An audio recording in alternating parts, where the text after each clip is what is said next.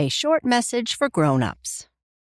As parents, we know how quickly family time can slip into scrolling time, everyone on their own devices after a long day. Wouldn't it be great to share something active and fun instead? Meet Next Playground, an active game system powered by your body. No controllers, no wearables, just natural motion-driven play. Join Bluey and Keepy Uppy, fly with How to Train Your Dragon, dance with Barbie, pop bubbles in Gabby's dollhouse, or train with Kung Fu Panda. All from your living room. And it's totally kid-safe. No ads, no in-app purchases, no mature content. Just clean, active fun to bring the family together this fall. Want to learn more? Visit nextplayground.com. That's nextplayground.com to explore active family gaming today.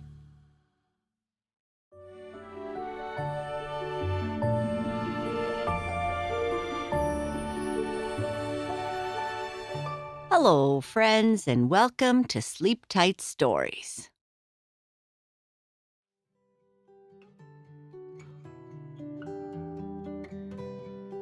Bernice is racing home to get out of the snow. When she gets inside, she chats with Cookie and then heads to the yummy-smelling kitchen to tell Papa Bear all about her day. Bernice has a normal day. After saying goodbye to Ethan, who was racing to his grandmother's house because she promised that there might be apple pie for snack, Bernice quickly opened the door to her small house and jumped inside. She shut it fast so all the sweet smells of cookies wouldn't escape into the cold. Papa, Cookie, I'm home, and I'm super hungry as always, and it's almost Christmas because it's snowing out, she called. Bernice hung up her jacket on the coat hook and sat down to take off her sneakers. Mama gave her boots to wear, but Bernice thought they looked too fancy for an ordinary Wednesday. Then she heard the soft sounds of Cookie's paws padding across the floor. Cookie stopped just around the corner, waiting, judging, calculating. It was something she did often now because she expected Bernice to be wet from snow, and Cookie did not like wet. "It's okay, Cookie," Bernice said, wiggling her toes. "I ran super fast from the bus, and it's only snowing a teeny bit. No snowstorms yet, which means no snow days either." Satisfied, Cookie finally approached and curled herself between Bernice's legs, purring as Bernice rubbed under her chin. "Did you miss me today, Cookie? I missed you, even though I was super busy and stuff. It was another crazy day. I had a math test, which was no big whoop, and more English work, which I think is getting easier. My essays aren't the best in the world, but almost, except for Gertrude's and Ethan's. They're genius essay writers, even though they pretend they aren't." Cookie blinked slowly. "Oh, and art class was fun too," Bernice continued. "We got to paint flowers. Isn't that strange? Like, shouldn't we be painting leaves and stuff? There are so many leaves on the ground right now. But pretty soon, everything will turn from orange and red to white, I guess. No one knows when because weather has a mind of its own." Cookie replied by purring even louder. Sometimes Bernice thought Cookie liked listening to her talk, like she understood every single word. And even though Bernice knew cats couldn't really understand human language, she still wondered if maybe Cookie was different. Maybe she was secretly super smart, like Bernice. Then the floor vibrated just a tiny bit, and Cookie looked up at her with wide eyes. "Oops, sorry, Cookie. That was my stomach growling. Bernice whispered. My science teacher says I have a great metabolism because I need to eat a lot. And maybe it's true, especially after swimming days and stuff, which are like energy vacuum days. So I guess I should go in and have a snack. Cookies help with just about everything, right? She carefully stood up, put her sneakers away, and pointed down the hallway. I'll see you in my room later, okay? I have homework to do, and you are my best homework partner. Even better than Bobby, though he does know more jokes. Bernice ran into the kitchen. Papa, it smells super yummy delicious in here, she said as she dropped her backpack beside her usual chair. Which is good, because my stomach is making really loud gurgling noises. It almost scared Cookie, but I think she's used to it by now. Papa Bear laughed. I made some cookies to help warm you up today. They have a little ginger in them, just enough to make your tummy feel warm and cozy. Isn't that really spicy, Papa? Bernice asked while washing her hands. Some kids brought lunches with ginger in them, and I didn't taste it, but Bobby said it was like eating super hot peppers. Papa Bear shook his head. It's not spicy like that. Think of it as warm, like a warm hug. And you know Bobby. He has a talent for dramatic storytelling. Bernice giggled. True. At lunchtime, he exaggerates everything. But during class, he's been way less exaggerated. She sat down and took a great big bite of a cookie just as Papa Bear set a cup of warmed milk in front of her. These really are yummy, Papa, and not super spicy at all, Bernice said, spraying just a few crumbs across the table.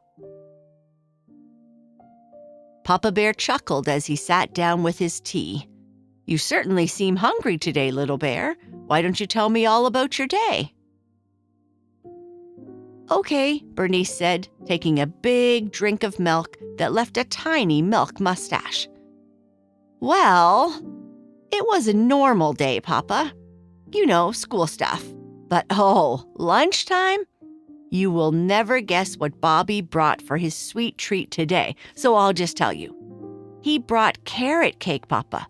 Can you believe it? It's like his whole carrots cause stinks phase is gone forever. At least he doesn't say anything.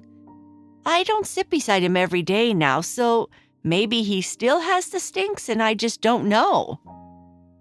Papa Bear snorted. That is a change for Bobby. And he also brought a wrap with vegetables inside, Bernice went on. Vegetables! And he didn't complain once, not even a teeny tiny grumble. Papa raised his eyebrows. A very big change for Bobby. Oh, and today, one of our friends brought adobo to share, and it was pretty tasty. And my other friend, the one who doesn't always sit with us because he's, popular with everyone, he brought a curry his mom made with some yummy flatbread. I didn't get to try it, but Gertrude did, and she said it was good, but waved her hand over her tongue, so that probably means it was spicy. Bernice took another bite of cookie. I shared my cookies again today because I was really hungry and ate all the sandwich Mama made me, even though she cut it into triangles for easy sharing. I said sorry, and everyone understood and still shared with me because they knew I was hungry. Our kids share all the time, especially if someone forgets their lunch or something like that. You have a good group of classmates, little bear, Papa Bear said warmly, and it's important to help each other when someone needs a hand. That's what friends do. Yeah, Bernice said with a nod. I think so too. How about your math test? Oh, right, Bernice giggled. I get so excited about food, I forget about everything else. Maybe I should be a famous chef instead of a scientist and artist. Anyway, my math test was 100%. It wasn't too hard, though some of the questions were tricky. My math teacher asked me to help Ethan a little because he struggled with a few problems. So Ethan said he'll help me more with essay writing. It's super fair, I think. That's wonderful, Papa Bear said. We all have our strengths and weaknesses. Helping each other makes us stronger. Did you have art class today? Yeah, but Papa, I don't know why we're painting flowers when outside everything is orange and red, and now there's snow coming down too. Bobby didn't think it was strange, but he hasn't been very into painting ever since he wasn't allowed to paint poop emojis anymore or joke stuff. Papa Bear laughed. Your art teacher might be following a plan, little bear. And this class is more advanced than the ones where you used to make art from leaves and twigs. That's true, Bernice agreed. But maybe I can paint fall leaves on my own, just for fun and practice. That sounds like a wonderful idea, Papa said. Do you have homework? Papa, Bernice sighed dramatically. Ugh, I always have homework. Homework is my life. But it's not too much today, and Cookie will help me. She's very good at that. Then maybe I'll try painting while I'm feeling inspired. Papa Bear smiled. Okay, finish your cookies and milk. I'll be here helping get dinner ready. Mama will be home soon, and she'll probably want to give you a great big hug. A Mama Bear hug, right? Bernice said with a grin. That's right. After finishing her homework, having a yummy dinner, and spending some time painting, Bernice started her bedtime routine. She had to scrub her hands extra hard because she'd gotten swirly red paint on them at school, and for some reason, it still wouldn't wash off. Then she had a bath, did a little yoga with Mama, and settled her clothes for the morning. It was going to be hoodies and jeans like usual. Finally, she jumped into bed, arranged Twigga, Wolfie, and Madeline just right, pulled the blanket up to her chin, and called out, "It's that time, Papa." "And what time is that, little bear?" Papa Bear called back from the kitchen. "I think it might be time for a story." Papa Bear sauntered up the stairs, making the whole house shake just a little.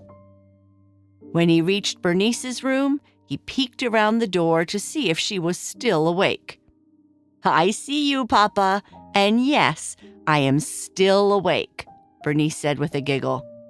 "Just checking," Papa Bear said with a smile. Then Cookie padded into the room and curled up at the foot of the bed, making a perfect donut shape. "Well, since everyone is here," Papa Bear said, "I guess we can have a story." "Could you tell me a silly one so I can have silly dreams?" Bernice asked, finishing with her own sleepy yawn. "I can try. Are you comfy?" "Yes, Papa." "And how about Twigga, Wolfie, and Madeline? Are they comfy too?" "I think they are." Papa Bear smiled. "All right then, give me a hug and a kiss, and I'll tell you a super silly story." "I love you, Papa." "I love you too, little bear." Once upon a time, in a world full of magic and fun, there lived a little Frong named Boop. Papa Bear began. He lived with his family in the mystical forest, and in this forest there were unicorns, fairies, gnomes, and all sorts of insects, birds, and animals. It was a wonderful place. Frongs, Papa continued, are a bit like dogs. Well, our dogs. And of course there were dogs in the mystical forest too. And cats.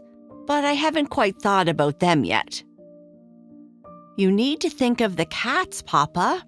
Bernice murmured, opening her eyes just a tiny bit. "Otherwise, Cookie might feel left out." Papa Bear laughed softly. Okay.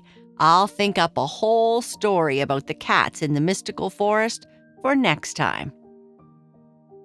He cleared his throat and slipped back into his storytelling voice.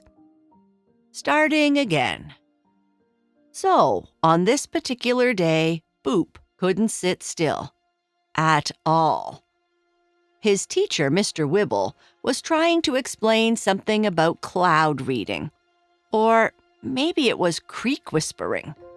Honestly, Boop had no idea, because all he could think about were magical mangoes. The real ones. The ones that grew on the 3 ancient trees near his home. The ones that glowed purple gold when they were perfectly ripe. The ones that tasted like... Papa Bear paused dramatically. There weren't even words. "Boop," Mr. Wibble's whiskers twitched. "Are you listening?" "Yes, totally. Cloud reading, very important." Boop's back leg was doing that thumping thing it always did when he got excited. The other Frongs giggled. They knew. Everyone knew that when magical mango season arrived, Boop practically vibrated with excitement. Last year, he'd even tried to leave school early by pretending he had a fever. But Frongs were terrible at telling fibs, and his ears had turned bright red like little lanterns. Finally, Mr. Wibble dismissed them. Boop exploded out the door like he'd been launched from a catapult. The path home wound through the silver tree grove, and Boop was moving so fast, his feet barely touched the ground. He could already taste it. That first bite, the juice running down his chin, the way his whole mouth would tingle with magic. Wait, someone was crying. Boop tried to keep running. He really did. But his feet stopped on their own. Because that's what happened when you were a Frong. You couldn't just ignore someone who needed help, even if every single cell in your body was screaming, "Mangoes, mangoes, mangoes!" A tiny pixie sat on a mossy rock, wings drooping. Boop said, "You okay?" "No." The pixie looked up, her face blotchy and scrunched. "My little brother flew into the fern hollow, and now he's stuck, and I'm too small to pull him out, and my parents are at the market, and..." She gulped. "And he's scared of the dark, and it's going to be dark soon." Boop's tummy felt squishy. The fern hollow was far, very far, and the mangoes, well, the good ones would be gone by the time he got back. All the forest creatures picked them fast. "Show me where," he said quietly.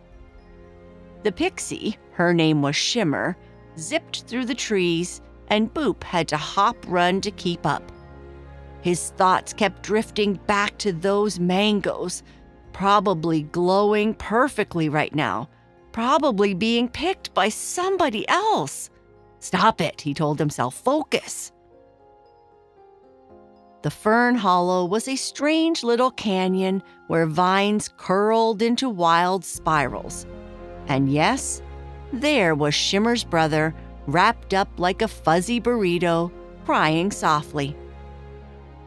"I just wanted to see the glow bugs," he sniffled. Getting him out was actually kind of funny.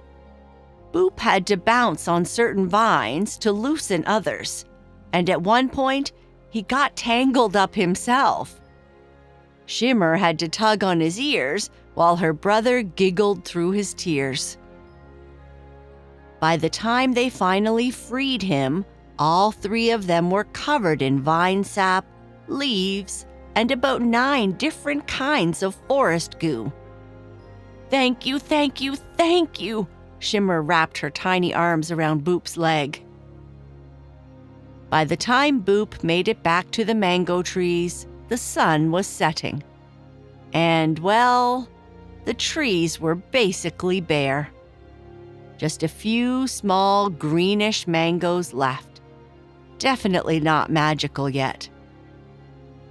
He felt a flutter of disappointment, but deep down, he knew he'd done the right thing. Boop, Boop! Shimmer came flying toward him, carrying something that glowed. My parents wanted you to have these. She held out 3 mangoes. But not ordinary magical mangoes. These were bigger, brighter, almost pink gold. They're from our secret grove, the really special ones. Boop's eyes went wide, but we share with friends, Shimmer said, grinning. They were super yummy. And with the gentle sound of Bernice's snorts, Papa Bear turned down her light, gave her a kiss on the forehead, and said, I love you, little bear. And that is the end of our story. Good night. Sleep tight.